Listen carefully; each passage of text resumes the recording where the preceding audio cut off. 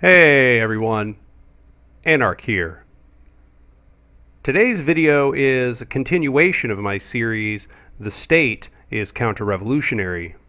And just as the topic of the last video was a historical coverage of the revolutionary period of the USSR, today's video will be a coverage of the aftermath of the Chinese Revolution under Mao. The reason this is part 3 in our video series is because even after an inspection of the USSR, someone might contend that the solution lies in a restrained state, one which is built from an ideology that seeks to dismantle its own power once it has defeated the old order. Mao's China is therefore the perfect project for us to inspect.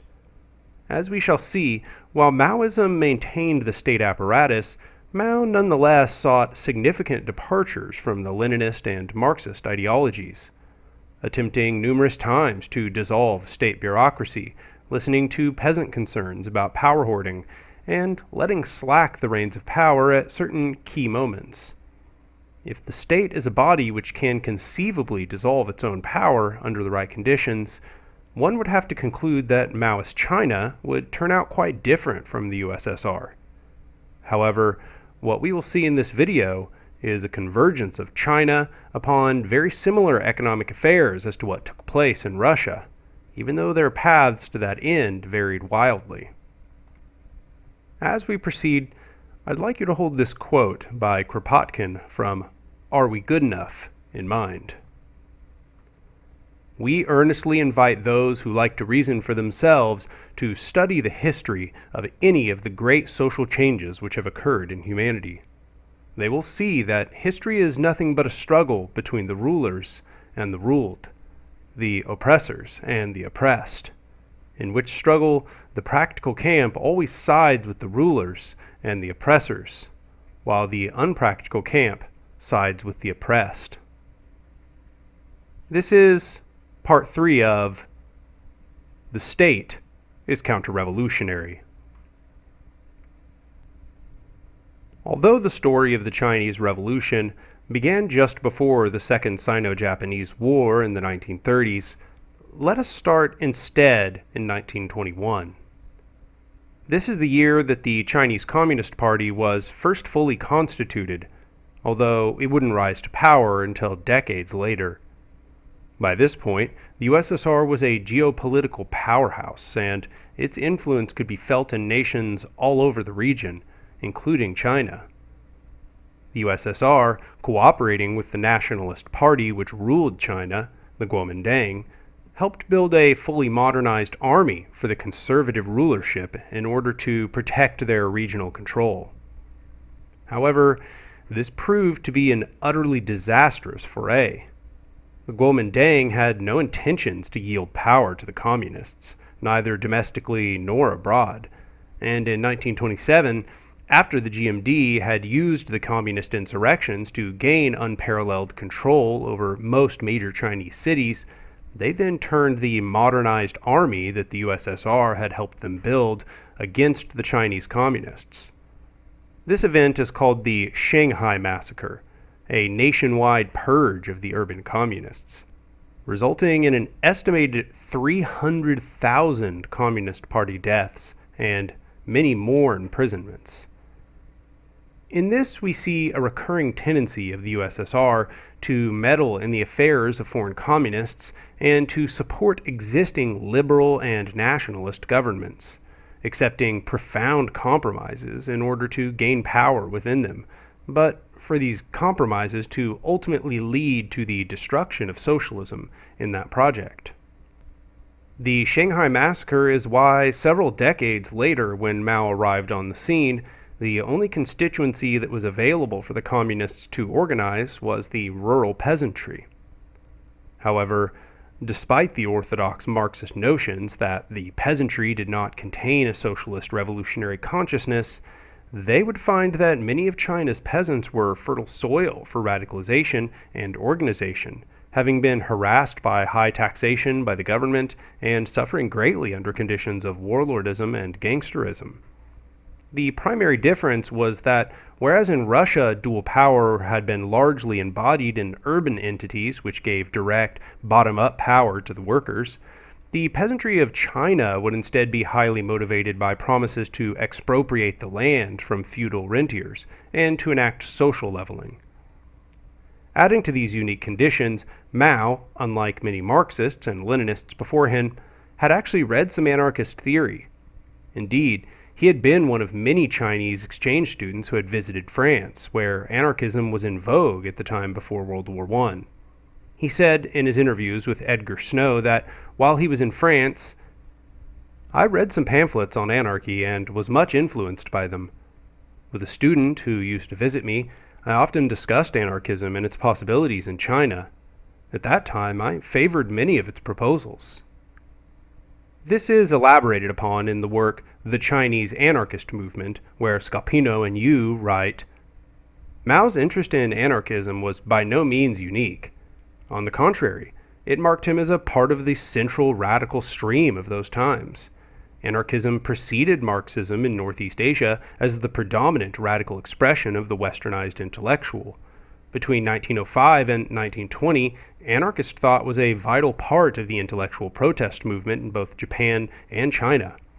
Indeed, in many respects, it possessed the coveted symbol among intellectuals of being the most scientific, most progressive, most futuristic of all political creeds.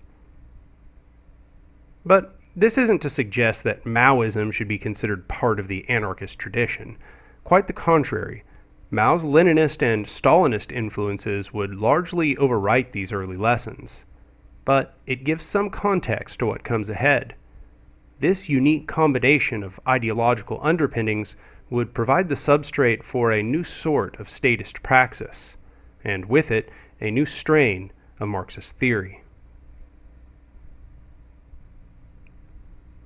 In 1937, the Japanese invaded the Chinese mainland and began the Second Sino-Japanese War. Previous to this, China had gained relative stability compared to the previous years. However, in response to a land invasion, the GMD had to print copious amounts of money to fund the conflict, creating terrible inflation and thus leading to starvation and mass unemployment. Making matters worse, as Imperial Japan pillaged its way through the country, it utterly demolished much of the Chinese infrastructure. Under Japanese control, the Chinese workers would spearhead numerous waves of strikes. Although organized to some degree by clandestine urban communists, they were mostly the autonomous action of the Chinese laborers.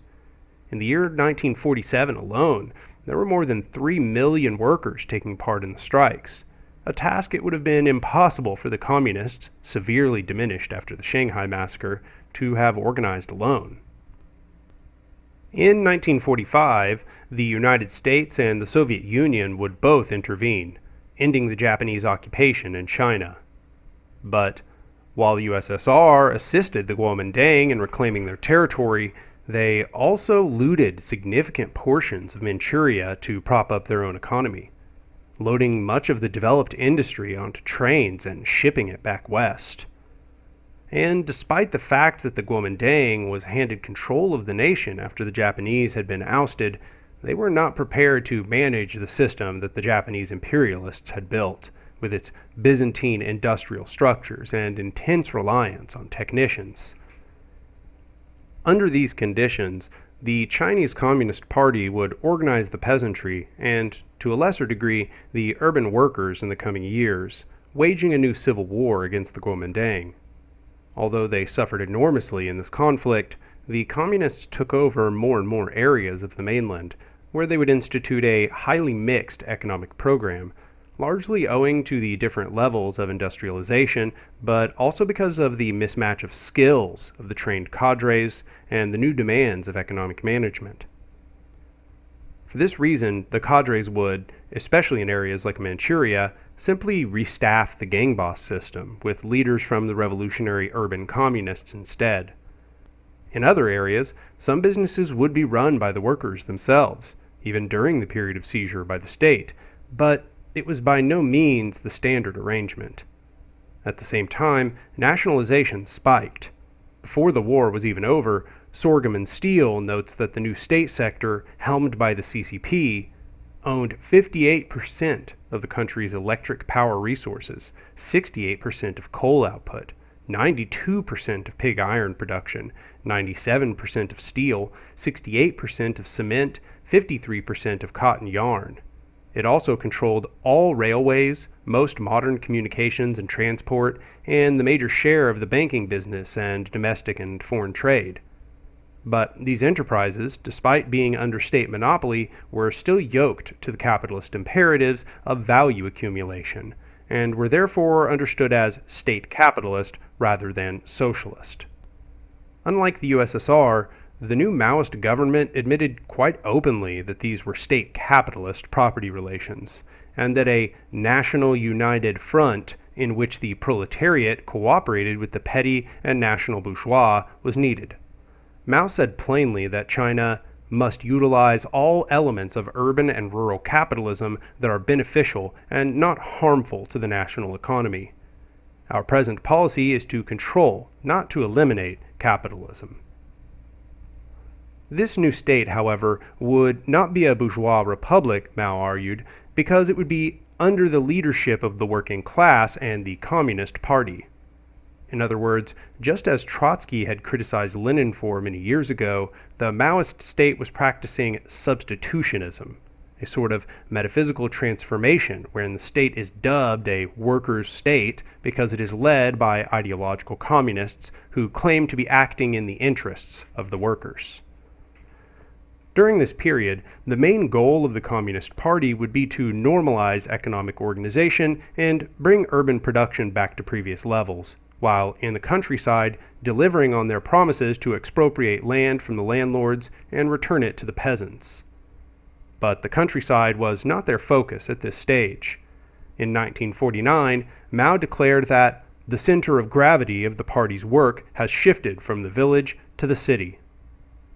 Although some program of productivism was clearly necessary in light of the devastation that had been wrought by years of war with Japan, the choice of class collaboration would also spell the recreation of much of what came before. In many areas, the previous bourgeois would leverage their technical knowledge and ability to secure foreign loans in order to maintain control of the labor process. And this was no mistake.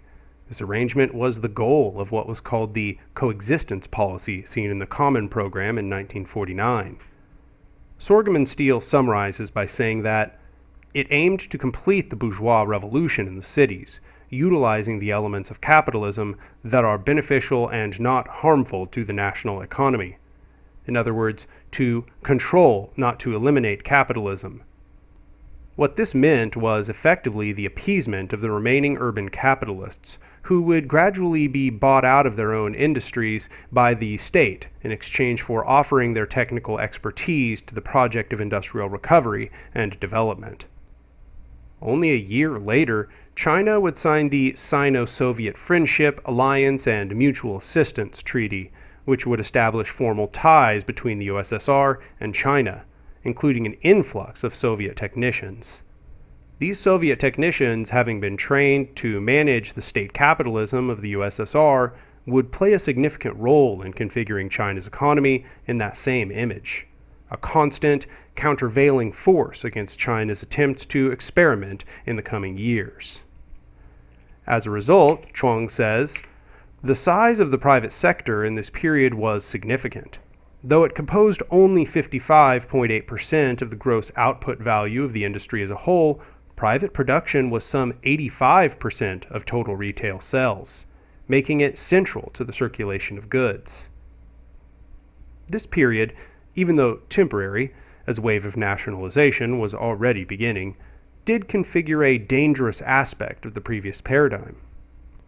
The state, already coming to rely heavily on grain from the countryside, enacted a grain standard which would standardize the funneling of harvests from rural to urban areas, widening the rural-urban divide that had been so important to eliminate during the revolution.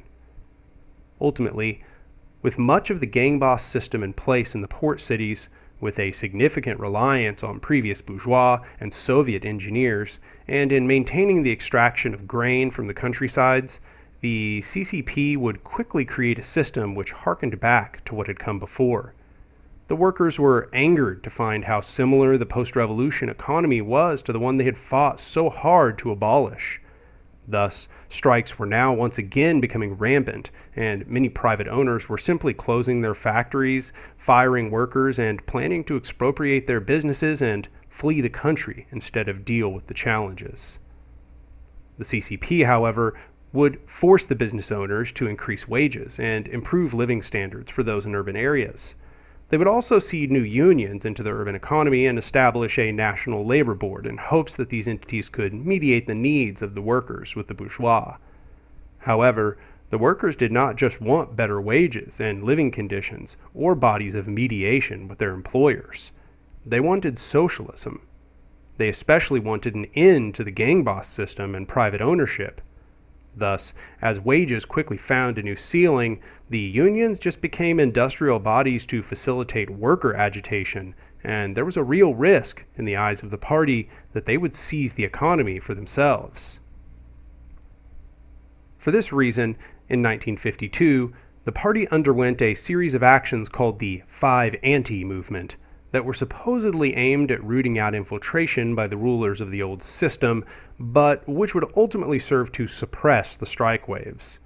This would be a recurring theme in the response of the state in the coming years, to avoid systemic critiques and to instead blame individual operators within the system for incomplete devotion to ideological orthodoxy as a tool to suppress dissent. For this reason, the solution was also non-systemic. Instead of giving the means of production to the workers, the state instead encouraged workers to carry out elaborate denunciations of their capitalist employers. The party would also use this as an opportunity to seize over $1.7 billion in fines from private enterprises for engaging in, as they said, various illegal transactions. This, plus various denunciation campaigns, would create a pliable private industry, ready to be seized and transformed by the CCP. But, as Sorghum and Steele notes, while successful in restraining the workers from a direct seizure of power and in crippling the influence of private capital, these programs led to a dip in production as workers and union cadre were constantly mobilized in attacks against their employers, and enterprises were stripped of their working capital countrywide.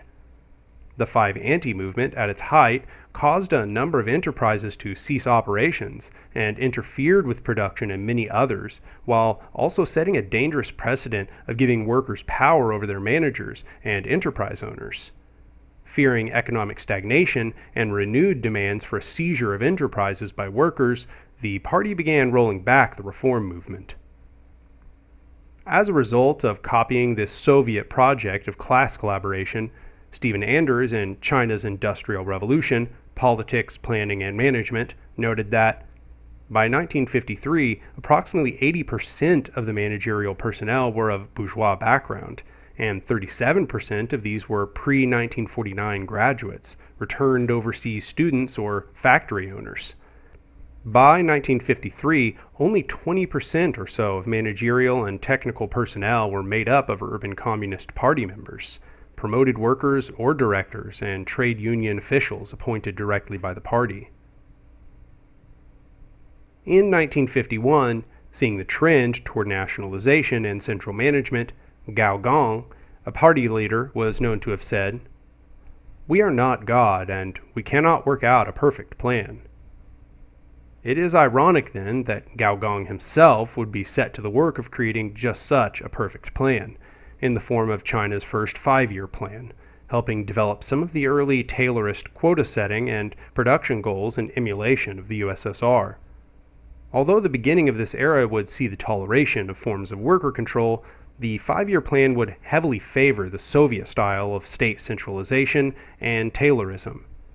Overall, implementation would be uneven and worker revolts would pockmark institution, but the Soviet model, with its reliance on central management and investment in heavy industry, would eventually win out.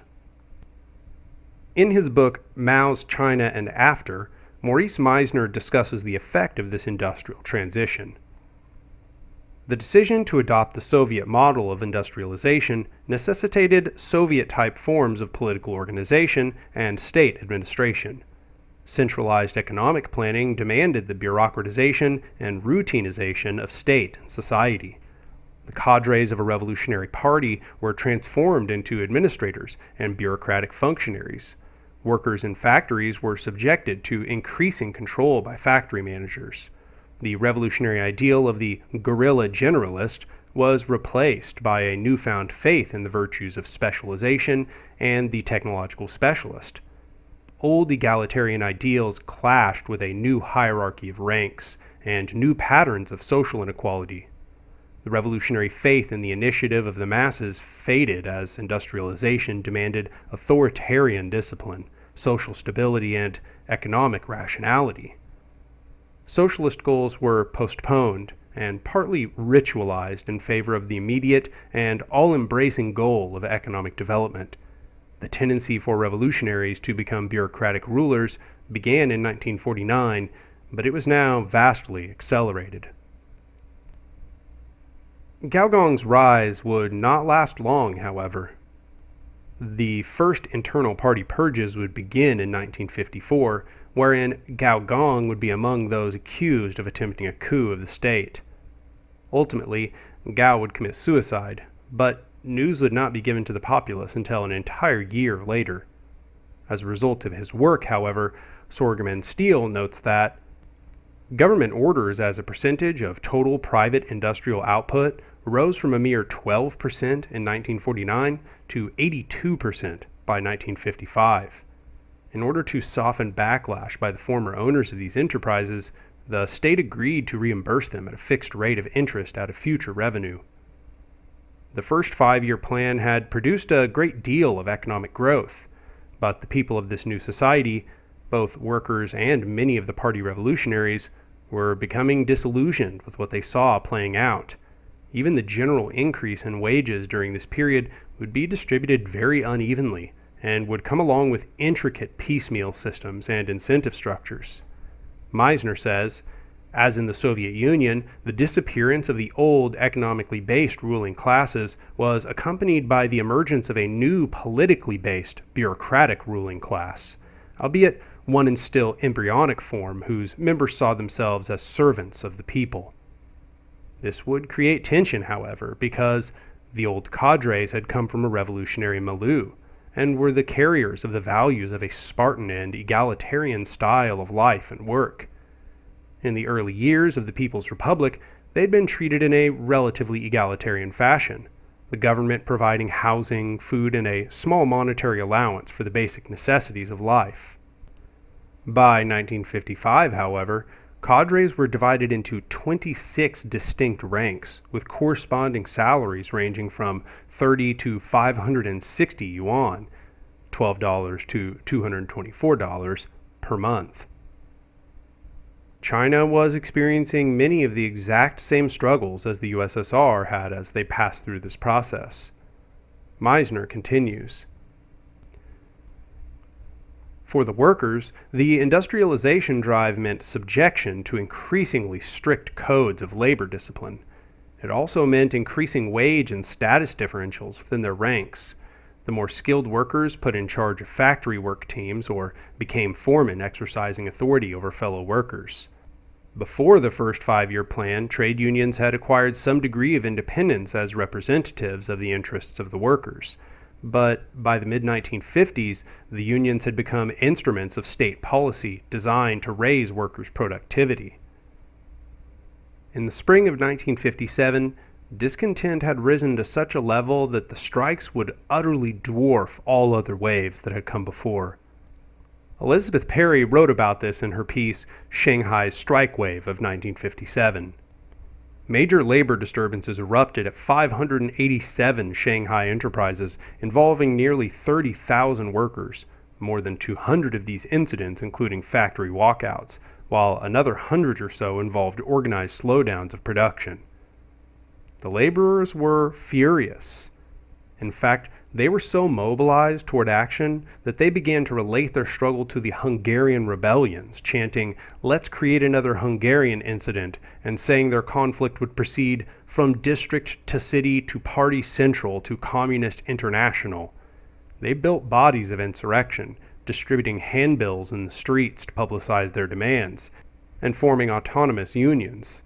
Secret societies like those before the upheaval were now arising, and there was planning for the next revolt. In fear of what these revolts could become, and seeing the resistance against Soviet interventions in Eastern Europe, in 1956, the CCP would encourage a vigorous campaign of criticism toward the party called the 100 Flowers Campaign. The name came from a poem, one line of which read, "Let 100 flowers bloom, let 100 schools of thought contend." Accounts differ quite significantly over whether this campaign was carried out in good faith by the party or whether it was a ploy in order to draw out dissent. But what is clear is that it was motivated by a desire to lessen tensions and resolve contradictions that had been created by state capitalist implementation. But nothing of the sort took place. Instead, a deluge of criticism was unleashed on the party and its bureaucracy, claiming it had betrayed its socialist principles and that the state was becoming a new class of rulers. A leader of the Peasant and Workers' Democratic Party was known to have said, "In leading the masses to carry through the revolution in the past, the party stood among the masses. After the liberation, it felt the position had changed, and instead of standing among the masses, it stood on the back of the masses and ruled the masses." Another veteran communist revolutionary echoed this. In a lengthy letter to Mao and the Central Committee, "There is a privileged class in existence. Even if a national united class has not yet been formed, the embryo of this class is forming and developing." Even Mao recognized that this central critique was true, even going so far as to locate this bureaucratic class among the Communist Party. A dangerous tendency has shown itself of late among many of our personnel, an unwillingness to share the joys and hardships of the masses, a concern for personal position and gain. Yet, despite this seeming agreement, the party would go on to suppress the 100 Flowers movement and wage what it called the anti-rightist campaign in response. In this campaign, the party condemned many of those taking place in the 100 Flowers movement as rightists or bad elements. Intellectuals and students would be grouped in as rightists, and sometimes given the benefit of being asked to publicly renounce their previous views and reform, whereas workers were grouped in as bad elements, which condemned them to be treated like nothing better than common criminals. Workers and even some union officials who had agitated in the strikes and who lobbied anti-bureaucratic criticisms were often imprisoned, sent to labor camps, and even executed. Sorghum and Steele notes that, when high-ranking ACFTU officials stood behind the workers, even going so far as to advocate for independent unions, the result was vilification, dismissal, and a general purge of the ACFTU. Ultimately, the inability of the dissident labor movement to develop a general strike in the face of prolific state repression would spell the destruction of the 100 Flowers movement. But while such a brush with disaster may have convinced other governments to be wary of experimentation and uncertainty, the Chinese communists would then undertake one of the most ambitious projects carried out in human history: the Great Leap Forward.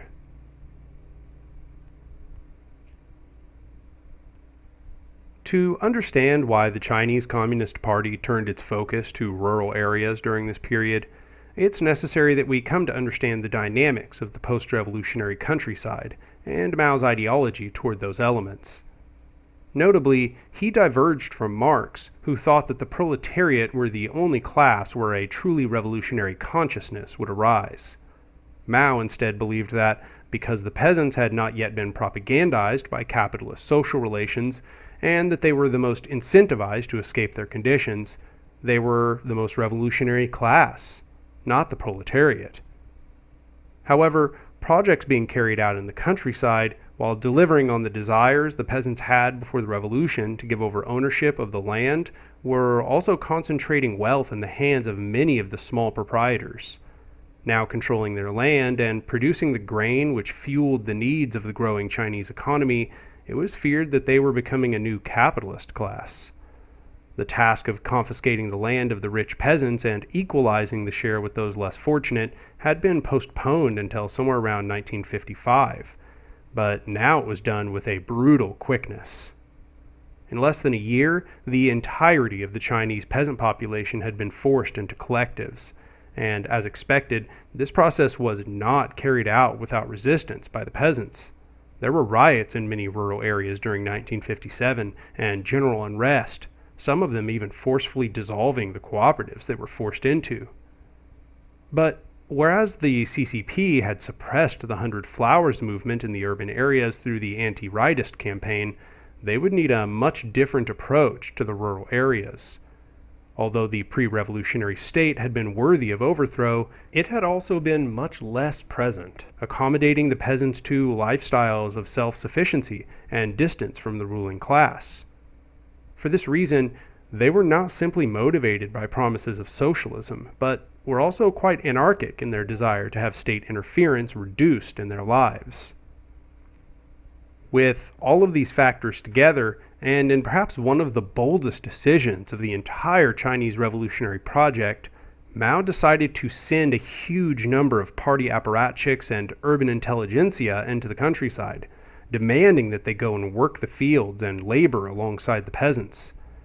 This move would dissolve much of the bureaucracy of the Central Party, but it would also concentrate power even further in the hands of Mao and his inner circle, as it decreased the number of power holders in the state and thus decreased internal competition. Indeed, the state still maintained absolute control during this period. There were simply fewer bureaucrats involved in the construction and administration of that control. Meanwhile, as the bureaucrats flooded into the countryside, the peasants were told through official proclamations to carry out a variety of economic experiments, and that they would be given complete freedom in doing so. However, in reality, the state would pick from the vast array which arose those which were most preferable to its needs, and exerted heavy pressure on the peasants to abide by it. That preference was called the commune model. In this commune model, all property was shared among several thousand households. All activities, farming, food preparation, and so on, were carried out in large communal facilities.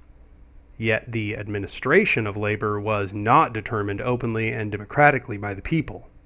Instead, in this model, administrators, often party bureaucrats banished from the central apparatus, would determine everything about the workdays of the peasants: what fields they would work, how long they would labor at each, and what production quotas would be set. In this way, although property had been communalized, control was handed over to 1,000 petty dictators, and the workers therefore had less control over their work than they had had before during the years of individual farmship, which they had become accustomed to. Even Ma Qi, a writer who was sympathetic to the policies of this era, says in his work The People's Communes that the commune movement as a whole was largely compulsory in character. Though the CCP agrees in words with the principles of voluntary consent by the peasants, it has not complied with it in deed. The People's Communes started as an experiment in April 1958, but the documents concerning them were first published in August 1958. Then, in a period of not more than 2 months, 99% of the rural population was organized into communes. In such a short period, the superiority of the communes could not be proved by an increase in production and by an improvement in the standard of living of the people. Also, there was an insufficient time for discussion among the masses on how to form the communes. All was decided simply by decree in this hastily organized movement. In these new dictatorial communes, the workers were held to highly regimented and militaristic standards. Maurice Meisner summarizes in Mao's China and After. "Our revolutions are like battles," Mao had declared in January 1958, and by July, peasants on communes were organized in battalions, marching off to labor in the fields and steppe, with martial music blaring from loudspeakers. The slogans of the time called upon the masses not to collectivize, but also to militarize, combatize, and disciplinize. Although the militarization of work was ideologically rationalized by Marxist references to the commune as a community dominated by the armed masses, the purpose was increased labor productivity. But the result was to be the physical exhaustion of the peasants, who were subjected to intolerable physical demands and an increasingly unrealistic extension of the working day. Indeed, the party cadres forced the workers to extend their work to 11 or even 12 hours a day, and such demands were not borne without complaint. In the Honan province, for example, the first secretary of the party, Puan Fusheng, would say, "Peasants' production enthusiasm is not as high as in 1951. We are sitting on a volcano. The peasants will revolt and may reject the leadership of the Communist Party. The peasants were not equal to beasts of burden in the past, but are the same as beasts of burden today. Yellow oxen are tied up in the house, and human beings are harnessed in the field. Girls and women pull plows, harrows, with their wombs hanging down." For these complaints, the deputy first secretary, the secretary of the provincial committee, and Peng Fusheng would all be purged from the local leadership. Meanwhile, the party pushed a plan called the Four Pests Campaign, which instructed the people to kill all mosquitoes, flies, mice, and sparrows. Done with the belief that these pests were leading to lessened grain harvests, the policy precipitated an ecological catastrophe. The sparrows had been the environmental check on the locusts, and with the sparrow population in rapid decline, the locusts would therefore boom wildly out of control, decimating the harvest. This on top of what was already turning out to be a weak season. But the unfortunate intersection of events does not end here. The state also insisted on higher agricultural productivity so that it could export a record amount of grain to the urban centers. All the while, Mao's party cadres in the villages were falsely reporting that the harvests were increasing as the new program moved forward, giving the impression that this central demand could actually be achieved. Altogether, in a horrific mismatch of state priorities and the needs of the masses, the party exported the food that was needed to sustain the peasantry while they were in more need of food than usual. All the while, the state insisted that many peasants in agricultural areas be diverted into steel production instead of the production of more grain in what was called the Backyard Steel Campaign. All of this together led to one of the worst famines in human history, lasting from roughly 1959 to 1961. Workers under military regimentation by party cadres forced to kill animals which would consume the locusts, destroying their crops, were being marched at the end of full workdays to distant fields, only to return home and produce low-quality steel in backyard furnaces. This confluence of inept leadership and labor coercion would lead to the loss of the Chinese Communist Party's mandate among the rural peasantry.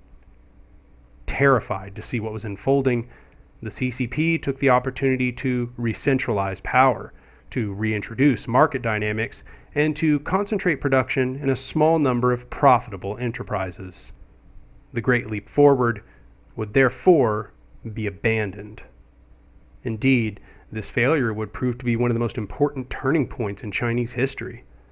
To the party bureaucrats, this was not a disaster of mismatched priorities. It was a practical failure of the workers to manage themselves. From this point on, decentralization would be seen as untenable in the eyes of the party, and Mao's internal control would be significantly weakened. The party's retreat into more traditional modes of market operation and their disputes over his leadership did not cause Mao to demur from experimentation, however. He still saw the bureaucrats as the main opposition to socialist progress. In 1965, he would say, "The bureaucratic class is a class in sharp opposition to the working class and the poor and lower middle peasants. How can these people who have become, or are in the process of becoming, bourgeois elements sucking the blood of the workers be properly recognized? These people are the objectives of the struggle, the objectives of the revolution. It's not difficult to hear echoes of Mao's early foray with anarchism in these words, but we should not get too carried away, as Mao never conceived of the possibility that the state could be abolished. Instead, he thought that the ills of the state could be diminished through staunch reductions in bureaucracy and by marshaling the masses to brutally criticize unjust hierarchies that were arising within those bureaucratic organizations. This concept is what draws the line of coherence between the events of the 100 Flowers movement and the Cultural Revolution and its ensuing suppression. In revolutionary China, criticism was always called for, but it was only meant to be a tool in service of the goals of the leadership. Not always the narrow goals of Mao's self-interest per se, but always within the confines of the critiques he had of bureaucracy, and no further. In 1966, Mao would push forward with what is called the Cultural Revolution. In some ways, a more ambitious version of the 100 Flowers movement, this era would be predicated upon a call to open criticism and revolt, but would also come along with calls to organize new forms of social and economic arrangement, not just in the countrysides, as it had been during the Great Leap, but now in the urban centers. Just as "Let 100 flowers bloom, let 100 schools of thought contend" was the rallying cry of the 100 Flowers movement, the rallying call of the Cultural Revolution would be, "It is right to rebel." And so they did, far more radically than the party had ever anticipated. In 1966, a group of students called the Red Guard began criticizing the school officials for being intellectual elitists and representing bourgeois tendencies, and were denounced as counter-revolutionaries by the school administration. However, after Mao read their manifesto, he sided with the students, then had it aired on national radio and published it in newspapers. This turned the Red Guards into a movement, now comprising students and young intellectuals all over the nation. In January of next year would come one of the most promising attempts of the Cultural Revolution, the Shanghai Commune. The Shanghai Commune was notable, of all of those that were developed during this period, for attempting to emulate the style of the Paris Commune most closely. And it was no coincidence that such an affair arose in Shanghai. Shanghai was not only the center of modern industrial radicalism, it was the very birthplace of the Chinese Communist Party.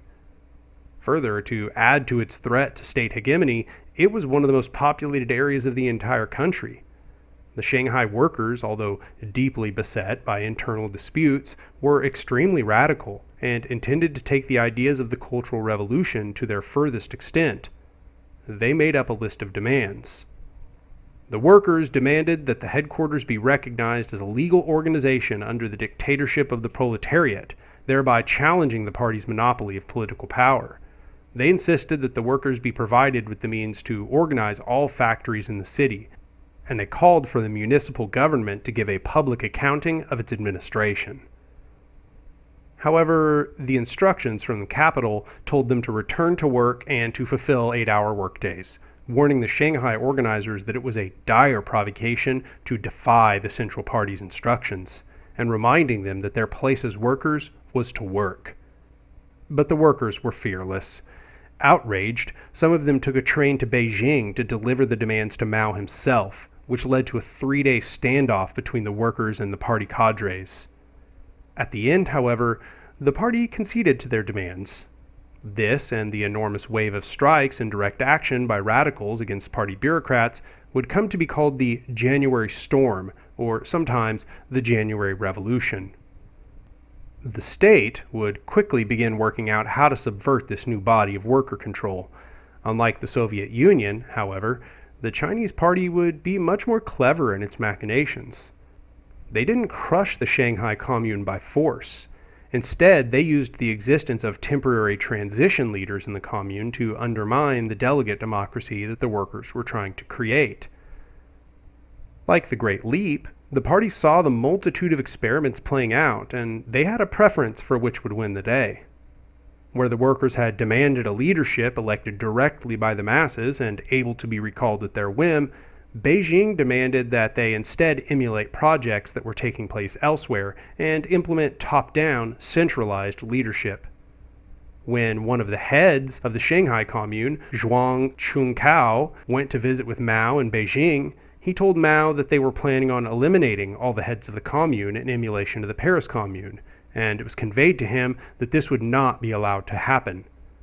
Mao was known to say of these demands, "This is extreme anarchism. It is most reactionary. In reality, there will always be heads." The structure that the party preferred was called a revolutionary committee, and it was predicated upon cooperation between the mass organization, party cadres, and the army. The army, being the direct representation of the party's will, would become the dominant partner in these revolutionary committees, destroying what power the workers had seized through the January Revolution. At the demands of the state, when Zhang Chunkao returned, he dissolved the Shanghai Commune and instead transformed it into a revolutionary committee with top-down control. Projects elsewhere which instated these revolutionary committees would also see nothing more than reformist progress, instead doomed to watch the goals of the Cultural Revolution degrade in slow motion over the next decade. A year later, in 1968, another group of students, their name abbreviated as Shangwu Lian, wrote a scathing critique titled "Whither China?" In it, they called out what they saw as the counter-revolutionary attitude of the army and the new state government. Before the liberation, the army and the people fought together to overthrow imperialism, bureaucratic capitalism, and feudalism. The relation between the army and the people was like that between fish and water. After the liberation, some of the armed forces in the revolution have not only changed their blood and flesh relations with the people that they obtained before the liberation, but have even become tools for suppressing revolution. They were also outraged at what had been done to the Shanghai Commune, saying, "Why did Comrade Mao Zedong, who energetically advocated the Commune, suddenly oppose the establishment of Shanghai People's Commune in January? That is something which the revolutionary people find it hard to understand. Chairman Mao, who foresaw the Commune as a political structure which must be realized in the first Cultural Revolution, suddenly put forward, revolutionary committees are fine." Their critiques were sometimes even independent discoveries of ideas that anarchists had warned about almost a century before. Facts, as revealed by the masses in their wrath, told people initially that this class of red capitalists had completely become a decaying class that hindered the progress of history, and that the relations between them and the people in general had changed from relations between the leaders and the led, to those between the rulers and the ruled, the exploiters and the exploited, from the relations of revolutionaries of equal standing to those between the oppressors and the oppressed.